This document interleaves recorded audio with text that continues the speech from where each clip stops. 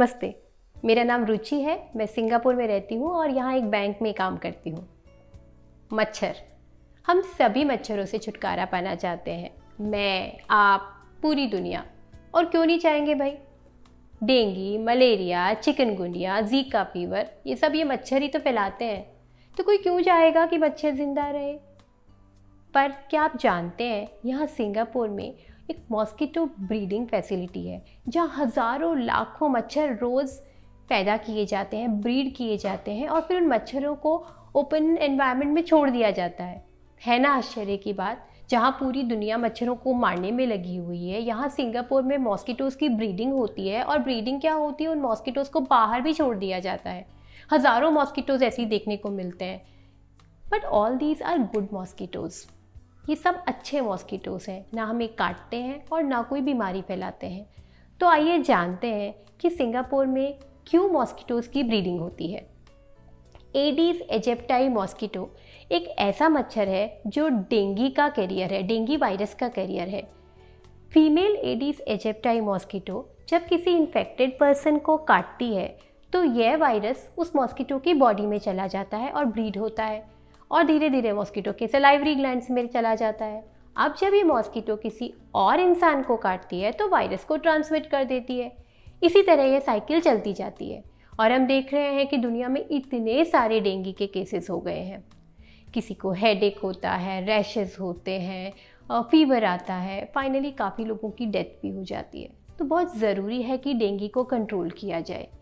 और most important is कि ये जो एडीज एजिप्टाई मॉस्किटो है ये बहुत आसानी से ब्रीड हो जाते हैं। They breed very easily ordinary conditions में, जैसे कि हमारा कूलर है, हमारा एयरकॉन है, एसी है, कहीं भी ये मॉस्किटोज़ पैदा हो जाते हैं। इनफैक्ट इवन क्लीन वाटर में दे कैन ब्रीड।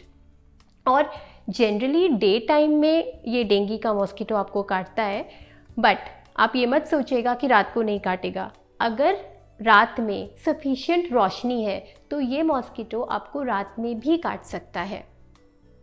अब जो ये डेंगू फैलाने वाले मच्छर होते हैं ना, ये या तो इनको ढूंढ के मारा जाए या इनकी पॉपुलेशन को ही कम कर दिया जाए। तो सिंगापुर ने दूसरा तरीका अपनाया। सिंगापुर में जो मॉस्किटो ब्रीडिंग फैसिलिटी है, यहाँ की नेशनल एनवायरनमेंट एजेंसी मैनेज करती है। तो यहाँ पर हज़ारों लाखों मॉस्किटोज़ की ब्रीडिंग होती है। फिर ऑटोमेटिक सेक्स सॉर्टर्स की मदद से फीमेल प्यूपे को सॉर्ट किया जाता है और उसे नष्ट कर दिया जाता है। अब जो मेल एडिस एजिप्टाई मॉस्किटो होते हैं उनमें एक वोल्बोकिया नामक बैक्टीरिया को आर्टिफिशियली इंजेक्ट किया जाता है।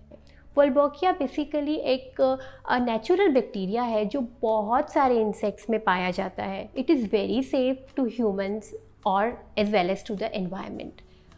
अब जो एडीज एजिप्टाई मॉस्किटो होते हैं उनमें ये वोल्बोकिया बैक्टीरिया नहीं पाया जाता है, इसलिए इसको आर्टिफिशियली इंजेक्ट करते हैं मेल मॉस्किटोज़ में।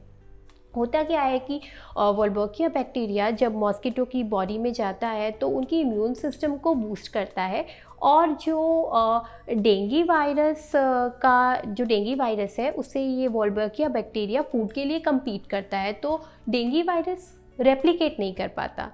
तो these mosquitoes can not spread any disease. तो क्या होता है कि जो मॉस्किटोज़ ब्रीड किए जा रहे हैं यहाँ पर मॉस्किटो ब्रीडिंग फैसिलिटी में, तो उनमें से मेल एडीज एजिप्टाइल मॉस्किटो को वोल्बोकिया इंजेक्ट किया जाता है और फिर उन मॉस्किटोज़ को एनवायरनमेंट में रिलीज़ कर दिया जाता है।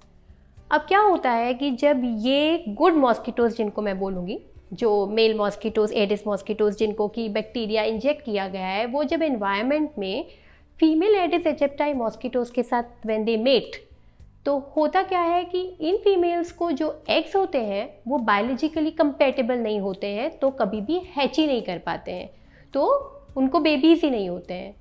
जब बेबीज़ नहीं होंगे तो एडिस मॉस्किटोज़ की पॉपुलेशन धीरे धीरे कम होती जाएगी, जिससे कि डेंगू के केसेस भी कम होते जाएंगे। तो यहाँ सिंगापुर में ऐसा ही हुआ। एज अ स्टडी पहले कुछ एक एरियाज़ में ये मॉस्किटोज़ छोड़े गए, ये गुड मॉस्किटोज़।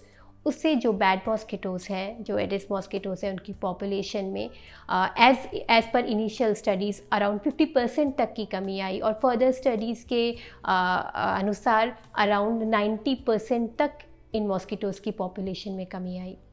तो है ना बहुत ही इंटरेस्टिंग कैसे यहाँ सिंगापुर में मॉस्किटोज़ को ब्रीड किया जाता है, उनको गुड मॉस्किटोज़ बनाया जाता है, फिर एनवायरनमेंट में छोड़ दिया जाता है ताकि बैड मॉस्किटोज़ की पॉपुलेशन कम हो जाए।